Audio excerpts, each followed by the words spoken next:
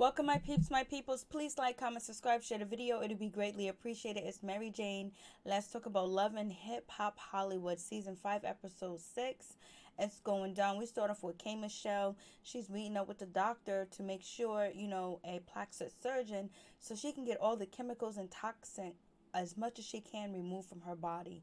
And it's because of her injections, her implants, and she was doing it back then, like 5 years ago, where they was just putting anything in. The doctor said it was just like motor oil. I was like, word. And then she had some support. She had Moniece. Moniece was there for her, there supporting her. Moniece also said she had some breast augmentation and she had some work done, and she wished that she wouldn't get the work done too.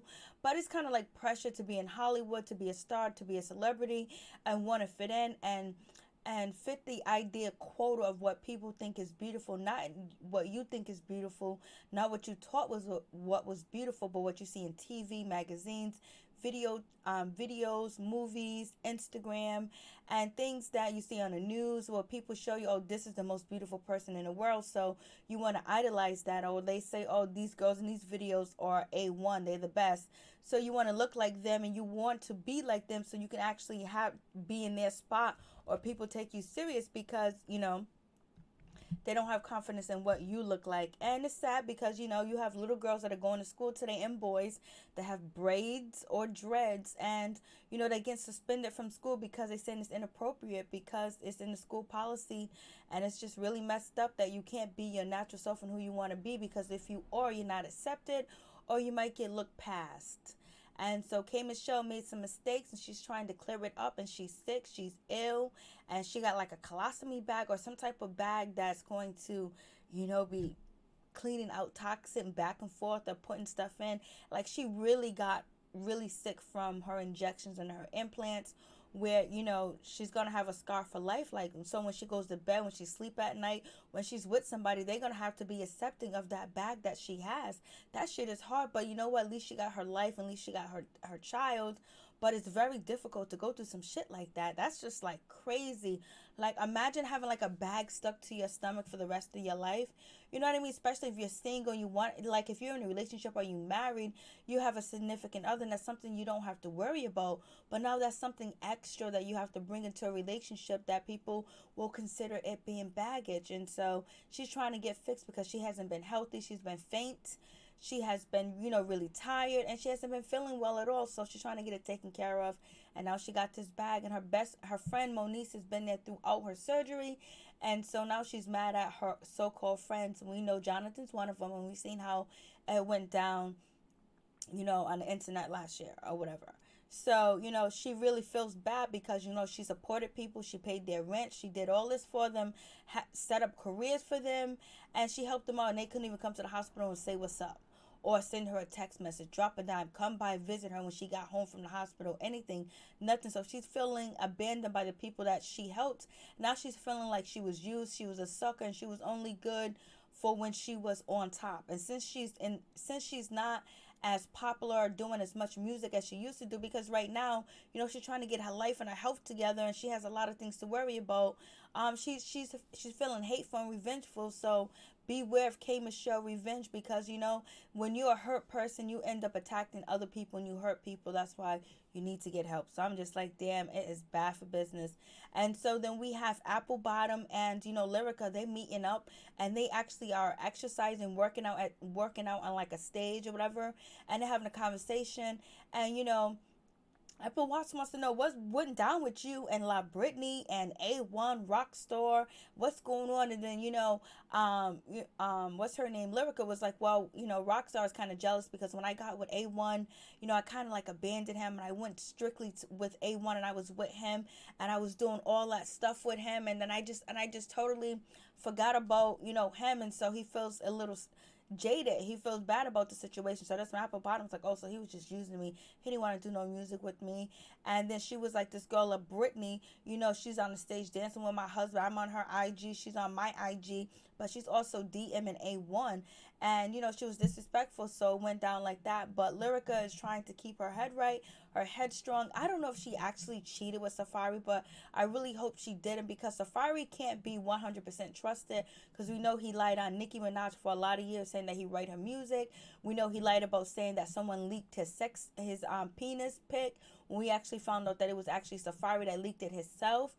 So, him being trustworthy is questionable, especially when it comes to like TV shows, popularity, or going viral. So, but Safari seems like a trustworthy person. But if he's paying for prostitutes and hookers and hoes with Nicki Minaj money, I don't know, but it seems like, he will be. So now people's assuming that Safari is, Lyrica's baby's father. We don't know. We'll find out sooner or later, baby.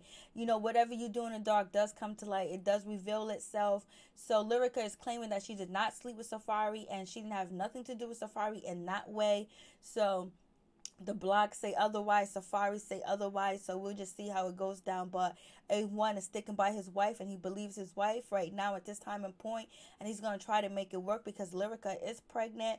And the rumor is that it could possibly be Safari's baby, because when Lyrica and A1 broke up, that's when Safari supposedly allegedly came into the picture, but don't know if it's true, don't know if it's just part of the storyline. But I hope so. I hope Lyrica and A1 actually work it out, because they're a young couple and they have a lot of learning to do. And it's not like they're like in their late 40s, their late 50s, and they're still running out here in the streets cheating. They've really just started to pop and just be really popular and be on this TV show. So they need some counseling, they need some guidance, and they're not getting the guidance from their parents. And I have no idea why Lyrica's mother and A1 mother wear these funny wigs. I think these are comedian wigs that they put on the mothers just for a comedian gesture. And now they seem like they have Patricia wearing these wigs too, but hey, it's all good. So we got that situation. Now LaBrittany knows that it was bullshit with Rockstar, but she is finally met her father, and she's trying to build a relationship with him, Apple Watts. But she doesn't know she's hurt, she's broken. So, and she's been in foster care. She didn't have a mother and she didn't have a father to raise her, and she's trying to build that relationship with him. And Lyrica opens up and tells us that she never had a father. And that's, girls need their father, boys need their father, everybody needs a mother and their father. You need both. The first woman that's supposed to love you in your life is your mother. The first man that's supposed to love you in your life is your father. And too bad these women didn't have that, and a lot of other people don't either as well. But it is what it is. And so I really want Apple Watts to win. And Apple Watts, you see how she apologized to Lyrica, and she's friends with Lyrica, she's friends with A1. And she's going about it the right way, even though she didn't have that structure of having a mother and father and having that all set up for her. But she does have common sense, and she's courteous, and she has people sense, people knowledge, how to treat people and how to behave, and that's like wonderful. And I just wish Apple Bottom the best, and I hope she does make it and she succeeds. And she heals from the hurt and the pain that she feels from her father, because he done went around and raised 4 other kids and he wasn't around. But her father said that he is going to pay for counseling, and he's really trying to stick in there with his daughter, and he wants her to be his daughter. He wants to work it out and work the situation out. He knows that she needs help and she needs counseling to get through her pain and her hurt, and I'm glad he understands that and not blaming her. So that's cool. And then we move on from that. Then we get Brooke, we get Bridget, and then Paris come along, and Brooke is trying to get Marcus to propose to her, set up some type of special weekend. She's trying to get his mother down here and fly, all this other stuff, get on a plane. She want that proposal. She's trying to lock it in. Brooke seems very desperate and crazy and all that other shit, but Marcus is down with it. Marcus is for it. And it seems like this point in time, Marcus is actually really single. And, Brooke is really single. So if they want to mingle and get married, let them do it. Brooke knows what she's getting herself into. Marcus knows what he's getting himself into. They play these games with each other for a while. So let's see if they're actually going to be serious and actually commit to one another, because people do deserve a second chance. But sometimes I ain't the one to give them. But, it is what it is. Like, if you love somebody, you want to be with them, you want to fight for them, and you take them for their faults, then take them for their faults. Don't complain when shit don't go right. Don't complain when it goes bad. And so that's when Paris comes in and she's talking about she's doing all this searching on Akbar. He got a wife. He got another chick that she's seen him with.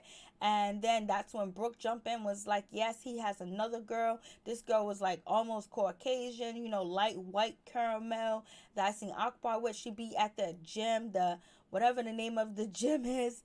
And, that seems like, his girlfriend too as well. They might have something going on.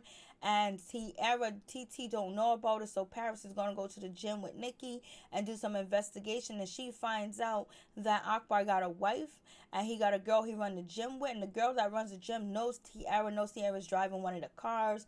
I don't know if she says she's living in one of the apartments. So it seems like TT knows what's going on. She knows the deal, because if he has these women, lined up like that, hopefully he's not running a prostitution ring or anything like that. But it seems like, he's honest with these women. He's letting them know that, he has other women. I don't know if Akbar and Tiara are doing this shit for TV. Like, she don't know and she's surprised and she's shocked.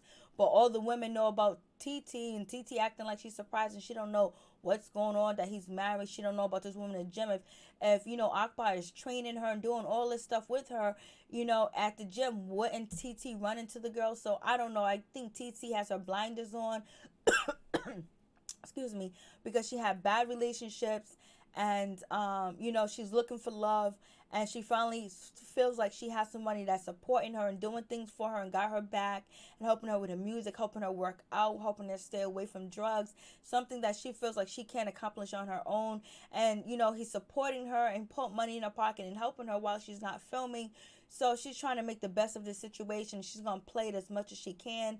And, you can't fault the girl because she's been through hell and back, because if she had to go to rehab for her drinking and drugs and stuff like that and getting really blacked out drunk, that means that she was depressed. That means things were going on and she didn't want to deal with reality.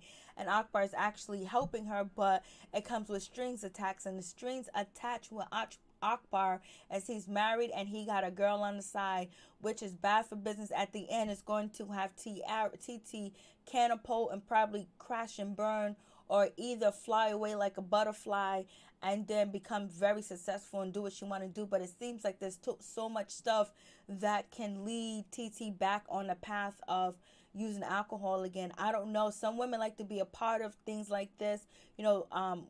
A man being married, having multiple women, that's in a lot of cultures and religions. I'm not down with it, but if you want to be down with it, then be down with it. Paris, you wasting your time. Nikki, you wasting your time. They meet up with the girl in the gym. The girl in the gym was like, yeah, I know her, and what? And so now they know that Akbar has more than one woman, and TT is one of his women. And so we're gonna see next episode. TT's supposed to confront Akbar and these other women that she's surprised, but oh well. It happens to the best of us. Sometimes we just meet the worst of the worst. Sometimes we attract the worst of the worst because of the energy that we are spilling out there and we're putting out there in the universe, and we just attract no good dudes. So we have A1 and Marcus meeting. A1 is, he wants to forgive Lyrica. He wants to talk to her. He really liked that she stuck up for him. She had his back when things were going wrong with Rockstar. So he ultimately wants to talk to Lyrica and see if they can come to a compromise. Marcus was like, yo, listen, whatever Brooke told you is actually true, because Brooke don't lie. That's one thing Brooke does. She may be crazy, but she don't lie. So Marcus is ready to go down Candyland, Crazyland with Brooke. He's ready to step up and be whatever he needs to be to Brooke, because he don't want these games no more. So it seems like Brooke and Marcus are going to be actually on the right page. I don't know if he's going to be ready to propose to her, but Brooke is trying to set it up that, hey baby, you gonna marry me, this is gonna be it. So we have that situation. Then we have Rockstar. Then also A1 talks about Rockstar, coming at him, and La Britney, and just things going crazy at the club. And, it was just bad for business. And so we have that situation. So we get Rockstar. He meets up with Amber Diamond, a new person. Oh my goodness. She's with her mother. She wants to do an EP. She wants to do a song. She wants to be an entertainer. And she's looking for Rockstar to help her. Her mother is her manager or whatever. And then she pulls out 20 stacks to get the first song done. 20 stacks for the next song. If she wants 7-song EP, she better come up with the 40 grand. Rockstar was like, I don't know if I wanted to have sex with her. She looked good. I don't know if it's going to be that type of business, but since the money's on the table, now I'm going to do what I got to do. So he goes to the studio with Amber Diamond. She sounds trash. She sounds horrible, terrible. I don't know if this is just, it all seems like this is American Idol, like little tidbits of American Idol from back in the day. And she's singing, it's horrible. Rockstar was like, it's good, it sounds great, I'm gonna make you sound beautiful. She sounds horrific. Her mother should have known how she sound and never gave up 20 racks for Rockstar. Rockstar said he's gonna use auto-tune, and everything possible to make the music sound good. He's not impressed. He just wants her out the studio. He hopes the mother's gonna be satisfied because he done already deposit that money into the bank.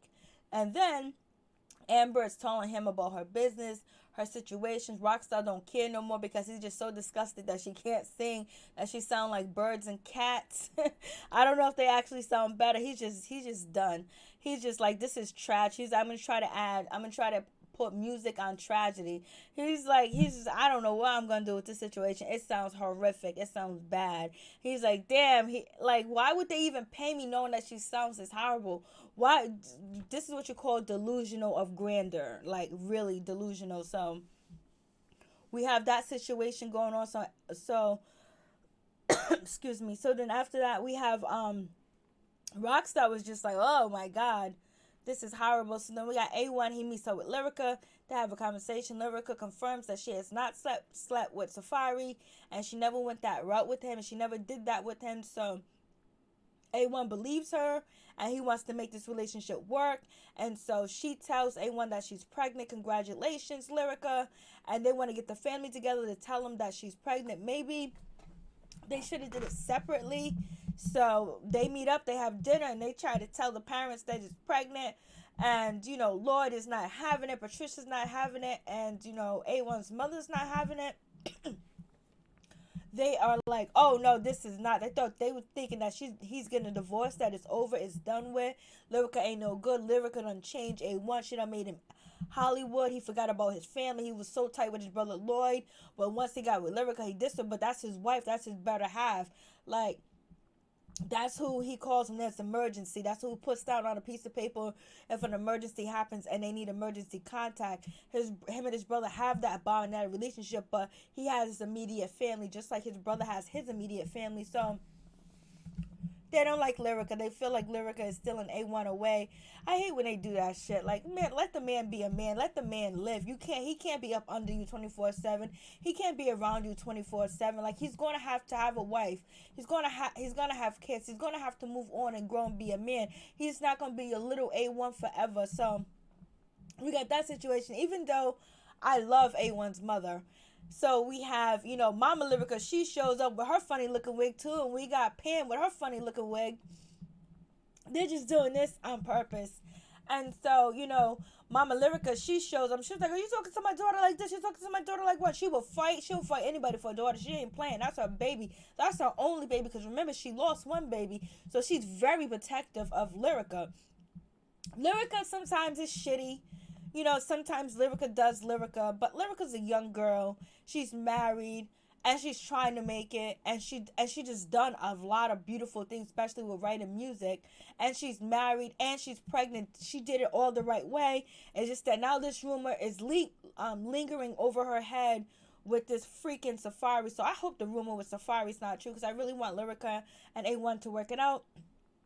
So Mama Lyrica's like, what? So they're arguing, and Lloyd said bitch or something like that, or Patricia said bitch.